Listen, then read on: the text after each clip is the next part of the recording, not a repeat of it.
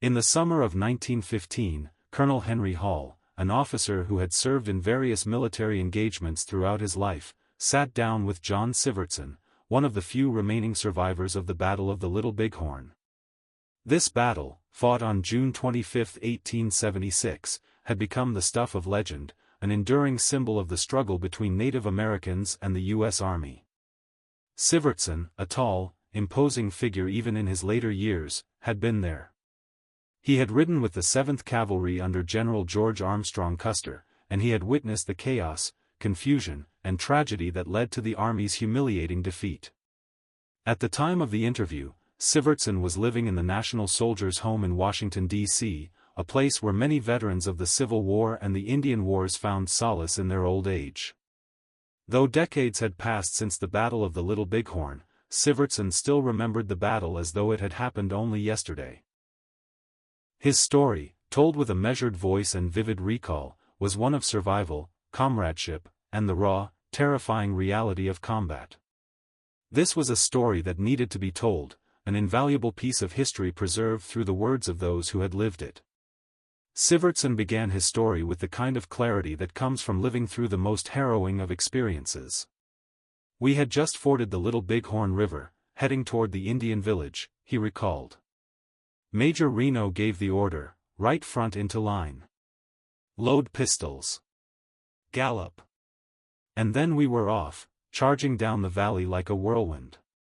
The men started shouting, not just any old shout, but a war cry, 'Hi-yah! Hi-yah!'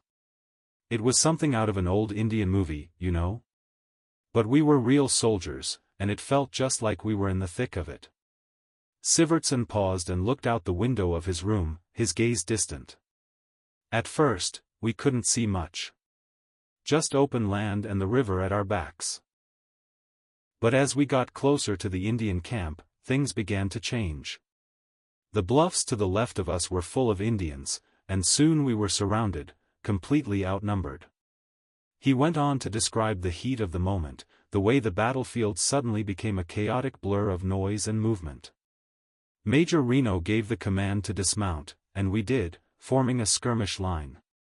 There we stood, 5 feet apart from each other, rifles ready, eyes scanning the landscape. You could hear the gunshots from all around, and it felt like the Indians were everywhere. But we couldn't see them. Not at first. Then, we moved into some trees, dense timber that gave us a little cover. It wasn't much, but it was something. I was tall, real tall, you could say, so they placed me at the front of the line. They called me Big Fritz. I guess because I stood out.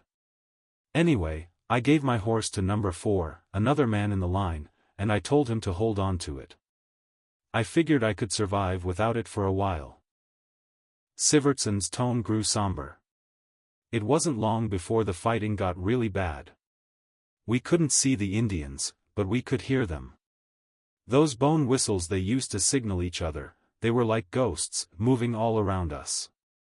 The sound of those whistles still gives me chills. But the worst part was that we didn't know where the next bullet was coming from. Men were falling fast, one after the other. It wasn't like a fair fight. It was a slaughter." He described how Major Reno, growing increasingly uneasy about the safety of the horses, ordered a retreat. But Captain French, ever the resolute leader, countermanded the order. Instead of running, Captain French called out, "Fall back, but keep facing the enemy." And that's what we did, stayed low, moving as a unit, trying to keep our line intact. It wasn't easy. In all the confusion, I lost track of my horse and the man who was holding it. But we couldn't stop. Not now. Not when we were surrounded. As the retreat unfolded, Sivertsen and a small group of men found themselves isolated in the woods, trying to hide from the Indian warriors. The sounds of battle still rang out, but now it was from behind them, shouts, gunshots, and the unmistakable noise of warriors pursuing the main body of soldiers back toward the river. For those who had stayed behind, the situation was dire. We stayed hidden as best we could, lying low, trying to keep quiet. But the Indians, they weren't stupid. They knew we were in there. We could hear the whistling all around us. Some of the men tried to move, but it was risky. Every step felt like it might be our last.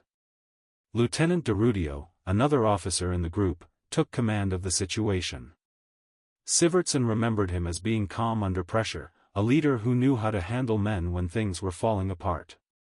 DeRudio told us we had to get to the bluffs and link up with the rest of the command. So we made a plan to cross the river. But the river. It was deep, and the current was strong. I was the tallest, so I was told to cross first. I didn't argue. I waded through, carrying 2 rifles and 2 canteens, just doing my best to keep my footing. It was a hell of a thing, but I made it across without too much trouble. Once on the other side, things didn't get much easier. Sivertsen trudged up the hill and came across a grim sight. I found the body of an Indian. He was lying there, his scalp gone. He had a carbine in one hand and a whip in the other. I knew he wasn't one of our men. Most likely, he was one of the Crow scouts who had been working with us before the fight started. It was a strange moment, finding him there like that. He'd been scalped, and that meant he'd been killed in the heat of the battle. But there wasn't time to dwell on it. Sivertsen continued, remembering the next steps in the chaotic aftermath of the fight. I kept moving. And when I made it to the top of the bluffs, there was Captain French again. He couldn't believe his eyes. "Fritz," he said. "You're on the list of the dead. How in the hell are you here?" He was happy to see me, though, and he shook my hand hard. "You've got to be the luckiest man alive." Sivertsen's voice softened as he recalled the next part. "I was wet from crossing the river, my clothes clinging to me. Captain French sent me to get a blanket and sit by the fire to warm up. So I did." The men who were still alive, they didn't know what had happened to Custer's group. They'd heard firing, but they hadn't seen anything. The rest of the day was a blur of attacks and counterattacks. Despite being outnumbered, the 7th Cavalry managed to hold its ground, thanks in large part to the men's resolve and the leadership of their officers. Sivertsen described the long, exhausting hours on the firing line, tucked behind small patches of sagebrush for cover. I dug myself a little hole behind a bush, a sagebrush, not much taller than 2 feet. But it was enough. I fought from there, and despite being the biggest man in the unit, that little bush was my shield. It was all I had. The fighting continued through the night and into the next morning. The troopers held out, sometimes charging, sometimes defending. We fought for hours, but then, around noon on the second day, we saw movement in the valley. At first, we thought it was more Indians. But then we saw it was a group of soldiers marching in formation. The cry went up, "It's Terry! It's Terry!" And with that, the tide began to turn. The last of the Indian fighters withdrew, and General Terry and his relief force reached the bluffs.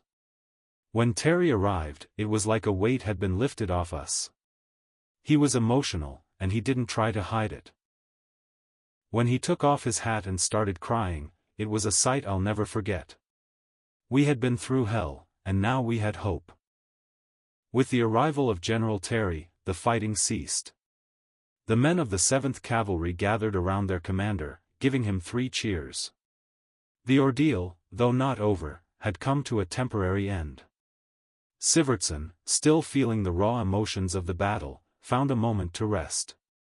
I went back to camp after everything settled down. And that's when I saw him, my horse. Out on the prairie, right where I'd left him. My blouse was still strapped to the saddle, and the saddle pockets were full of ammunition. The Indians hadn't touched him. It was like he'd been waiting for me the whole time. I can't tell you how good that felt.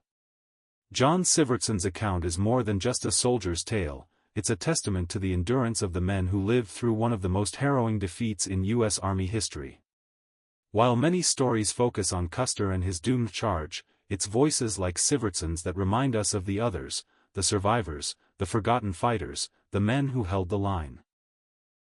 As he wrapped up his story for Colonel Hall that summer afternoon in 1915, Sivertsen leaned back in his chair. "We did what we could. We weren't heroes, not in the way books make it sound. We were just trying to survive. That battle changed a lot of men. It sure changed me. But we held on. And some of us lived to tell the tale."